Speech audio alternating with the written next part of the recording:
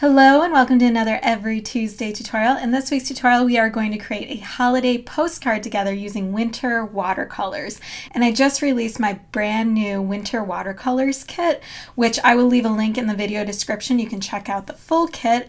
I'm also gifting a free mini kit. So if you'd like to try it out first, I have a bunch of elements that you can download for free and start using them right away. And you can use them in this project right along with me. So I've got the link on screen, and if you click on the link in the video description, you can have access to that free mini kit and you can check out the full kit as well. All right, so what you see on screen is exactly what we're going to be creating together, and I'm even going to walk you through how to save it out so you can have your trim marks. So if you do choose to have a background color, you can have these trim marks right here. So after you print it out, you just line up your ruler and you can take an X-Acto. I like using a utility knife, and you can just trim off the extra edges so you've got color that goes straight to the edge. And you can print this out on photo paper that's more like cardstock, so it's a little thicker. I do have a brand that I recommend, so I'll leave that in the video description as well. Or you can print it out just on plain cardstock as well, whatever you prefer. So I'll show you how to get this all set up. All right, let's hop back into Adobe Illustrator. So make sure you download that mini kit and have it ready, and let's get started. I'm going to give you these colors first, and then we're going to set up our document. We'll drop everything in, and then we'll be all set. So this dark blue color, I'm working in RGB for this. Not only is it more vibrant on screen for what we're doing, but a lot of digital printers can now print a wider gamut of colors that are available in the RGB color space. So if you are getting these professionally printed, or if you have a home printer that's on the newer side, it might actually be able to give you more vibrant results than it could have in the past. So RGB is always a nice kind of starting point because you have more color information. Once you switch to CMYK, you lose a lot of that color information. But CMYK is your typical print color mode. But these days, it's really nice to start out with RGB just because you keep a lot of that color information. You can always go to CMYK, but if you go from CMYK to RGB, you can't regain that color information once it's lost. Hopefully that makes sense. All right, so this is the dark blue color that we're using. Here's the RGB color build for that. This is the medium build. This is our lightest color right here. And the font that I'm using down here is my own font. It's called Skinny Jeans, and this is the caps version of that font. And this text right here is not a font, it's just hand lettering that I've vectorized and cleaned up a little bit in Illustrator, and this comes in that free mini kit. So now you should have everything you need. So we're going to create our brand new document. So let me grab these colors so I've got them, and I'm going to go File, New. And this is going to be a 5x7 postcard. It's horizontal orientation or landscape orientation, and it's going to have a bleed on it because we have color straight to the edge. If you don't plan on using a color for your background, if you just want it the paper's color, then you don't need a bleed for this design because the design is contained right within the artboard. So if you want to extend color like I have, make sure you put this bleed on right here. And once again, we're in RGB color mode. Our raster effects, which is our resolution, is the standard print resolution of 300 ppi, and we're just going to hit create. Okay, so this red line, from the black line to the red line, is your bleed. So that's the extra area that you have to be able to trim off. It's the space right here, so you can have color straight to the edge after you trim it, so that part's really important. So that is where your bleed is.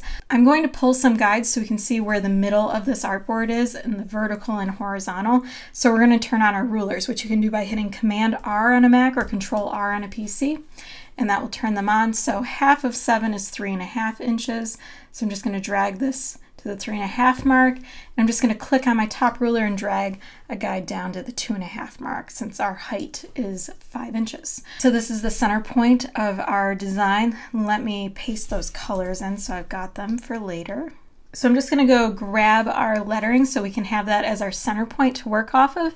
So this is all the lettering that comes in the full kit, but 'Tis the Season also comes in that free mini kit. So I'm going to copy it and I'm going to paste it in. So I've got it right here. I'm actually going to re-angle this just slightly. And if you're in Illustrator and you don't like your bounding box being crooked like this, you can reset it by just right-clicking, Transform, Reset Bounding Box, and you'll be all set. All right, so we've got this kind of in the center. Now it's exactly in the center. And this is what we're going to work off of. So we want to put this on its own layer right now because we don't want to disrupt it as we're working and making that artwork that's around it. So we're going to come over here to our layers, and I'm just going to label this layer as lettering, and I'm going to create a new layer right above it, and this is going to be our artwork layer. And I'm going to lock our lettering layer, so if you just click right here, then this is locked down. You can't move it anymore, so it makes it a little easier to not disrupt your lettering as you're working. So we're on our artwork layer. My method for creating this kind of wreath look or half wreath look around our lettering is I create a guide made with the ellipse tool right here. So I'm going to grab the ellipse tool and let me change this so it's got a stroke of black over here. And I'm just going to stretch this out around my lettering to the size that I want it to be. So since this is a horizontal orientation or landscape orientation, I want to keep it a little bit longer than I want it high, so I don't want it to be a circle or a traditional wreath shape. I just want a really nice oval around my lettering. So that looks pretty good. So let me move this into place so it's nice and centered right there.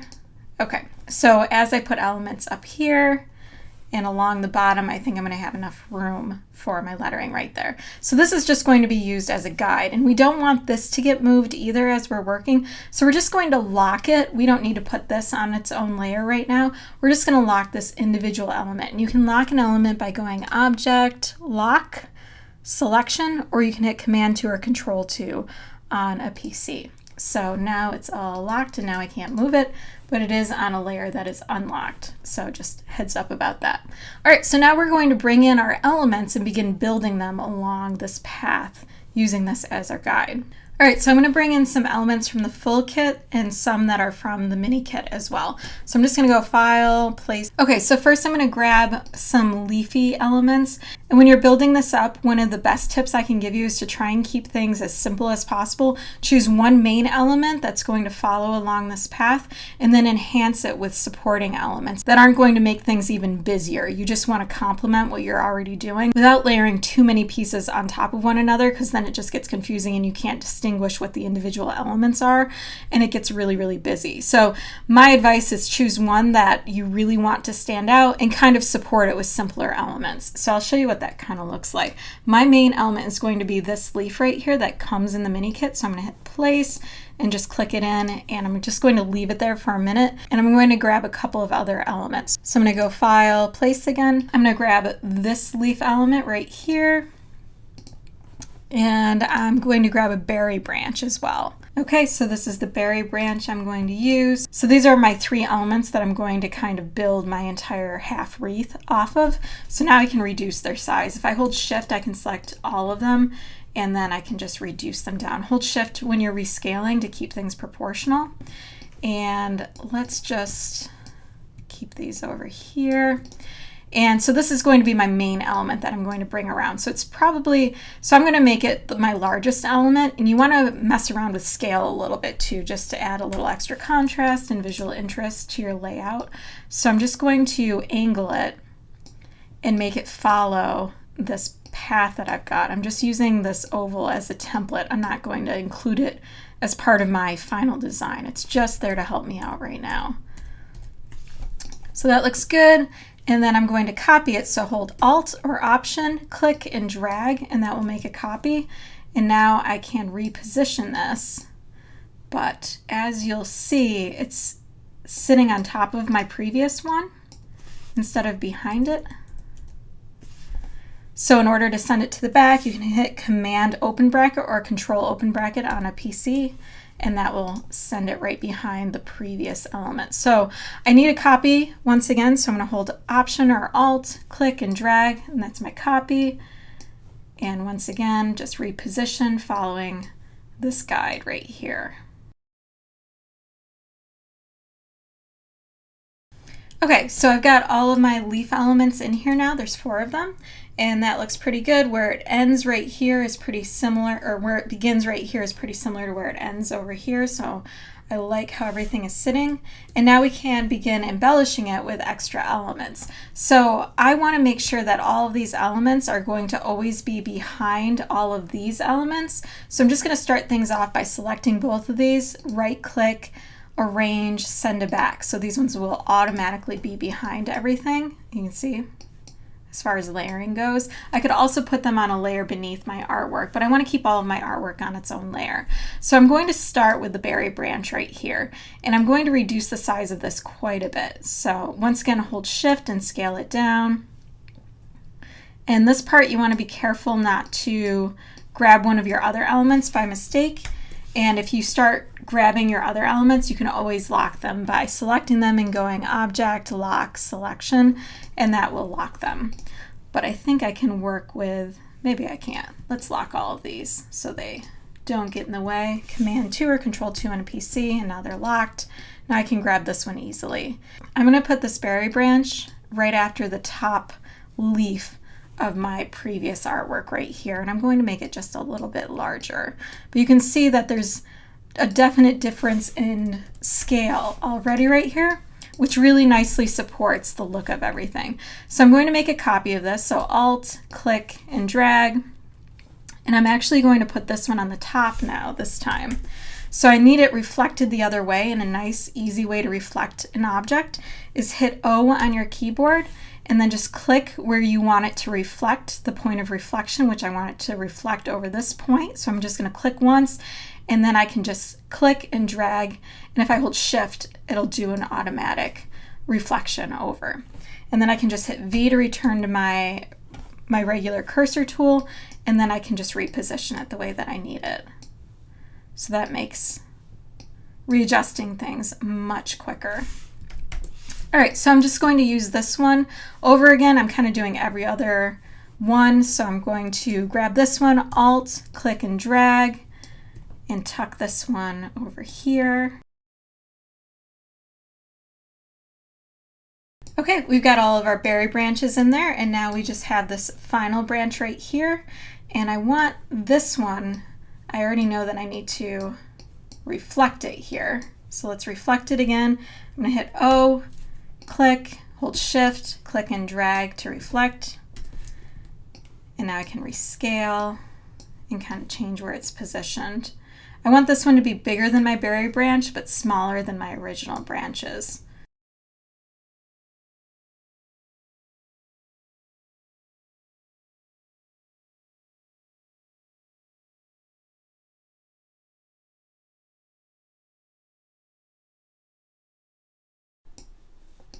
Okay, so this method can really be used with any elements that you have.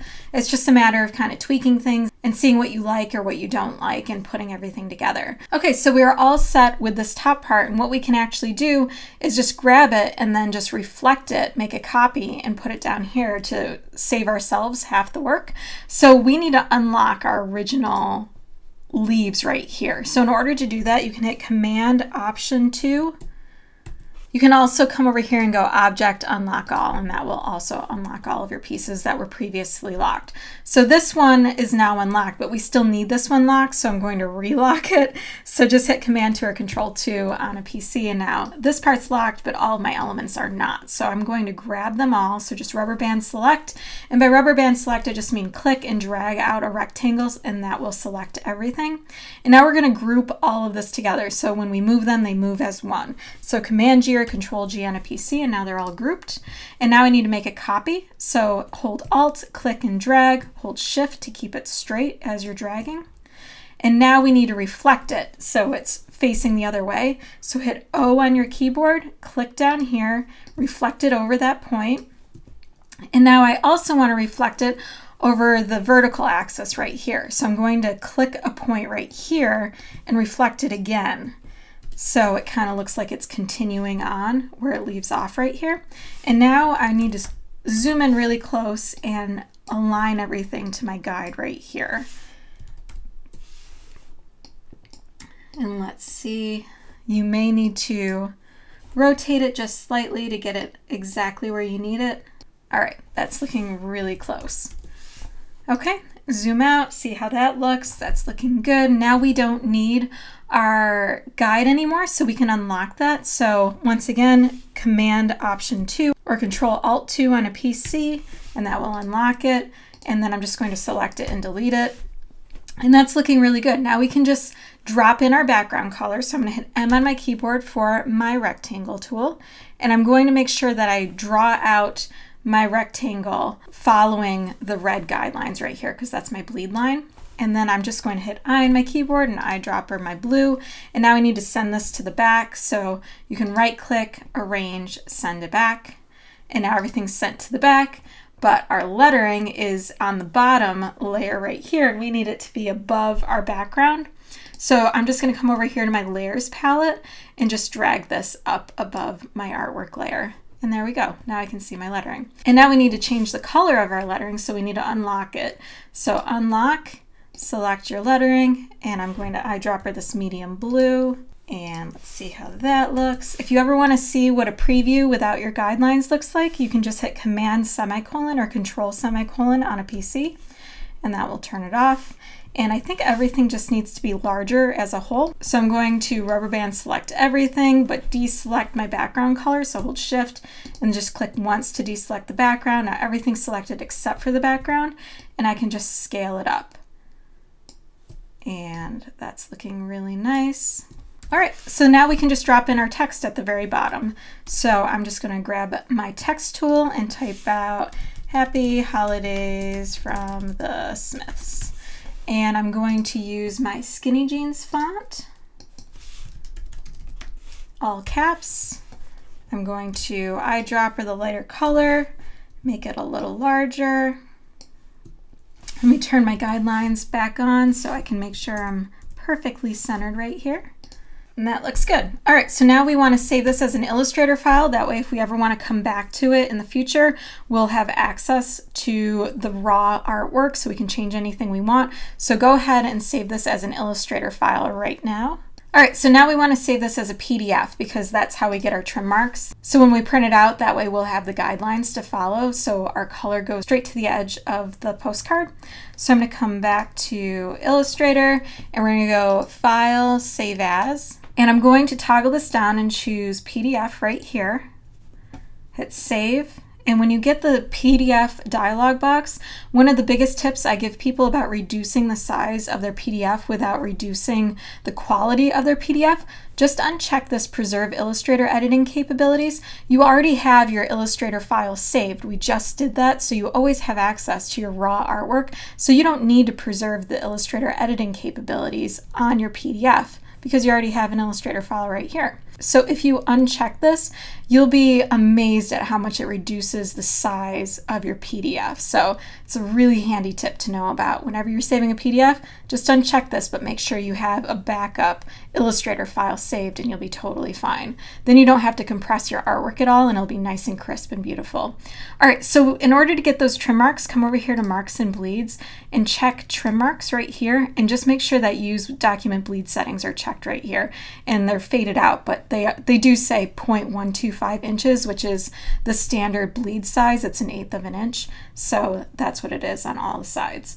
All right, so we're gonna hit Save PDF and hit OK. It gives you a warning about the Preserve Illustrator editing capabilities, but we know that that's fine. So just hit OK.